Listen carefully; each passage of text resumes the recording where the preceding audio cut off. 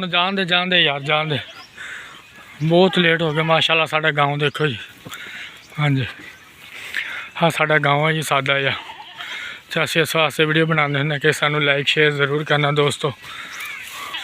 ले आ हूँ थोड़ा सफ़र रह गया। बच्चा यार साडा छोटा वा इस वास्ते। देखो यार दोस्तों हुण असीं घर पहुँचण वाले हैं। हाँ जी हाँ माशाल्लाह माल देखो साडा खड़ा जी सारा पहुँच गए तकरीबन घर दे कोले।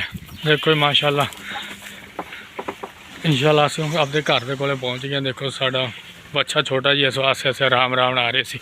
इसके चलो यार अज दे व्लॉग दे विच फिर असीं पट्ठियां दे काम कर रहे पट्ठी दिखाने होंदे। हाँ जी देखो यार साडा डेरा आ गया जी। इंशाल्लाह असीं पहुँच गए अपने डेरे ते हुण माशाल्लाह। देखो छोटा जिहा बच्चा जी। लाइक शेयर फॉलो करा करो साडे यूट्यूब सब्सक्राइब करा करो चैनल।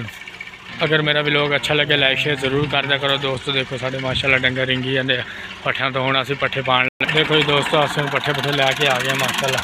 आ देखो साडे कोल दी डबल क्रॉस पै गया सी। आ देखो माशाल्लाह डबल क्रॉस पै गया सी। रेड़े वाला भी आ गया सी तो ट्रैक्टर वाला। देखो जी आ है ना व्लॉग।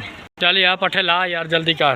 पुट्ठे तो ला लेना कोई देर नहीं लगती इन्नी जल्दी कर ला के पट्ठे यार मुड़ के फिर चलिए आपो अपने काम। आ देखो दोस्तों हुण वो रेड़ा लैके ट्राली ट्रैक्टर वाला चल गया पट्ठियां का रेड़ा लैके। तो खाड़िया हुण असीं पाने पट्ठे। तुहानूं 2 मिनट सबर करो। तो मुंडा लांदा पिया वा पट्ठे भाई छोटा ला के। तो फिर असीं तुहानूं इंशाल्लाह पट्ठियां का करदे हां क्योंकि अज माल भुखा बहुत खड़ा यार। कल साढ़े को पट्ठे लियाते नहीं गए इस वास्ते। अगर दोस्तों मेरा व्लॉग अच्छा लगे लाइक शेयर जरूर कर दिया करो।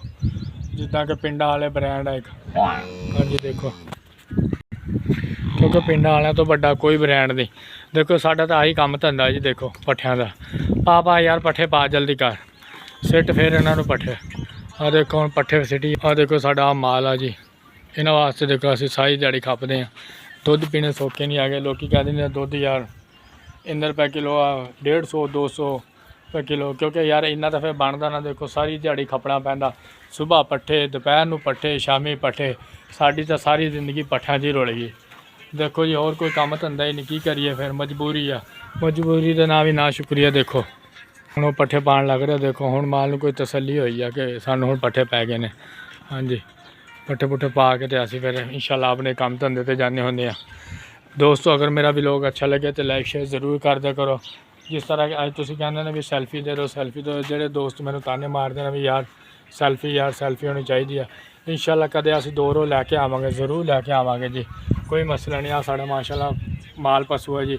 जिन्हें सुबह तो जाने शाम तक पट्ठे मैंने कोई और जगह दस दो जिथे मैं पट्ठियां तो जान छड़ा के तो मैं दूर चला जावां जी।